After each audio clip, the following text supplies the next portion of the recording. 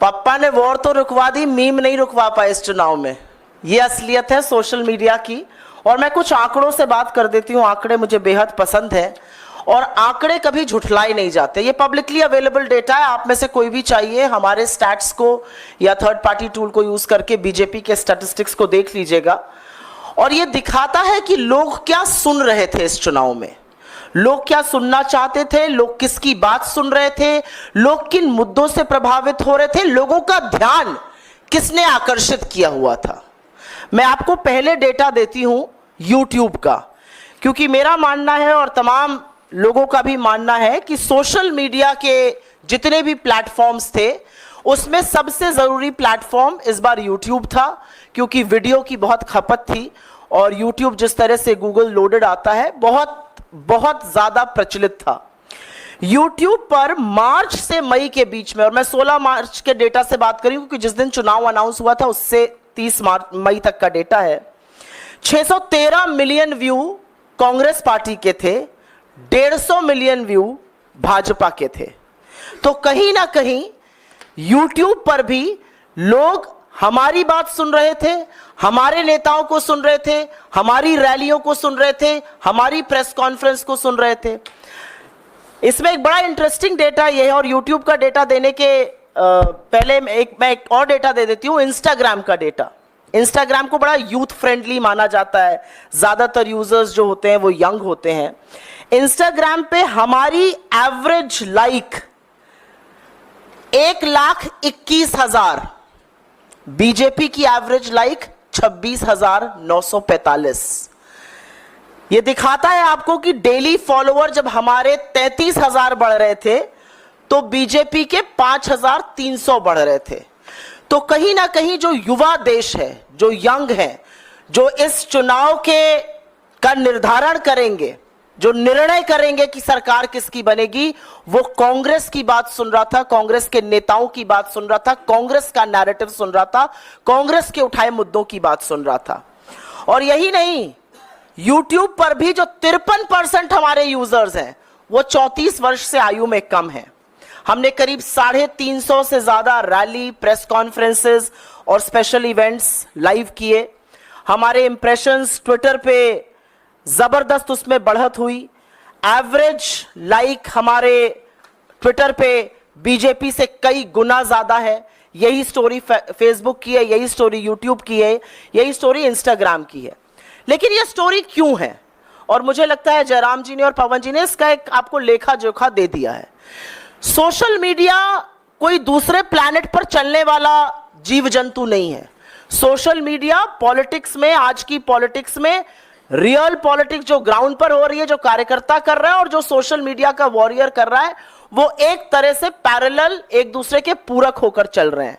और इसीलिए क्योंकि हम मुद्दों पर अड़े रहे, क्योंकि कांग्रेस के प्लेटफॉर्म्स पर लोगों को अपने मतलब की बात, अपना रोजगार, अपनी महंगाई कम, अपनी गरीबी, अपनी गिनती की बात सुनाई दे रही थी, इसलिए लोग हमसे ज्यादा एंगेज हुए।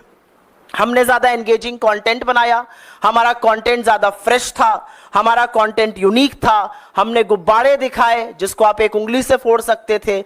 हमने महिलाएं दिखाई जिन्होंने कहा कि दिन भर व्हाट्सएप पढ़ पढ़ के जिस सरकार को बनाया है उसको हटाना है।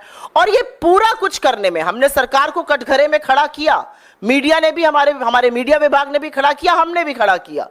हमने कटु आलोचना करी, हमने तीखे प्रहार किए, लेकिन हमने एक बार भी राजनीति की शुचिता और मर्यादा को नहीं लांघा। और उसका परिणाम है कि लोगों ने दिल खोलकर हमारा कंटेंट देखा, उसको सराहा, उसका एंगेजमेंट ज्यादा था और यह दिख रहा था आपको पूरी तरह से। एक बड़ी विचित्र बात थी, अगर आप कांग्रेस के किसी भी सोशल मीडिया प्लेटफॉर्म पर जाते, कांग्रेस के किसी नेता के प्लेटफॉर्म पर जाते, पवन जी पर जाते, मुझ पर जाते, जयराम जी पर जाते, राहुल जी के पे भी जाते, तो वहां पर आपको आम जनता की आवाज जरूर दिख रही थी। 4-5 दिन के कंटेंट हम आम जनता की आवाज लगाते थे। बीजेपी के पूरे सोशल मीडिया से, उनकी पूरी स्ट्रैटेजी से आम आदमी की आवाज पूरी तरह से गायब है। वही पेड एक्टर, वही इक्के दुक्के लोग और वही विभत्स बेवकूफी के ऐड। बीजेपी ने कहीं पर इस देश को बेवकूफ समझने की गलती की। इसलिए गलती अगर ये ना करते तो वो 2014 का जो कैंपेन था वो 2024 में रिपीट नहीं करते। कोई फ्रेशनेस नहीं, आपने एक एक्टर हायर कर लिया, उसको किसी राजनेता जैसा लगा दिया, उससे बेवकूफी के बयान आप कहलवाते जा रहे हैं। ये बहुत बोर हो चुकी है जनता। एंगेजमेंट दिखाता है कि जनता क्या सराह रही है और क्या नहीं। ऐसे भी दिन हमने देखे जब गृह मंत्री को 4 लोग सुन रहे थे, मोदी जी को 400 लोग बीजेपी के प्लेटफॉर्म पर सुन रहे थे, और 4-4 लाख से 40 लाख लोग हमारे नेताओं को यूट्यूब प्लेटफॉर्म्स पे सुन रहे थे। हमने रियल टाइम फैक्ट चेक किया, बखिया उधेड़ी, कलई खोली बीजेपी के और मोदी जी के हर झूठ की। लेकिन हां, मैं यहां पर पूरी तरह से धन्यवाद, साधुवाद देना चाहती हूं अपनी लीडरशिप का।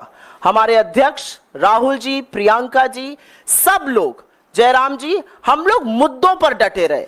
हम बिल्कुल भी डिस्ट्रैक्ट नहीं हुए। हमारा मुद्दा महंगाई था, बेरोजगारी था, आर्थिक असमानता था, महिला सुरक्षा था, बदहाल किसान था, मजदूर जो मजबूर है वो था, और हमारा इशू था हाशिए पर जो लोग हैं वो मुख्य धारा में आए।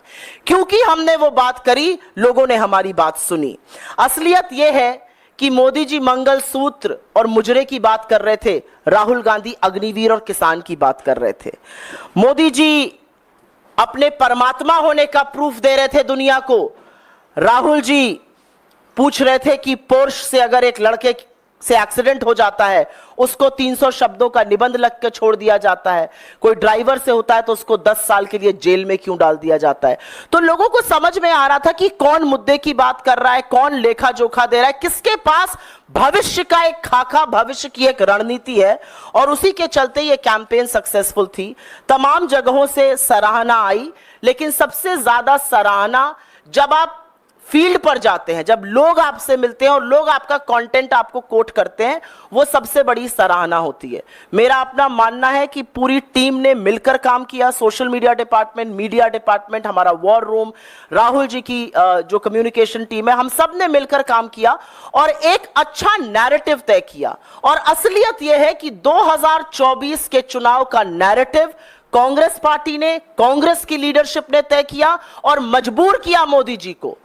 और उसी से घबराकर, उसी से बौखलाकर वो उल जलूल बात करने लगे। लेकिन ये देश जो बेरोजगारी से, महंगाई से, आर्थिक असमानता से जूझ रहा है, ये बिल्कुल मूड में नहीं था आपकी बात सुनने के लिए। इसके पास आपके जुमलों के लिए वक्त नहीं है। इस देश ने बड़े तरीके से वोट डालकर अपना मत दे दिया है।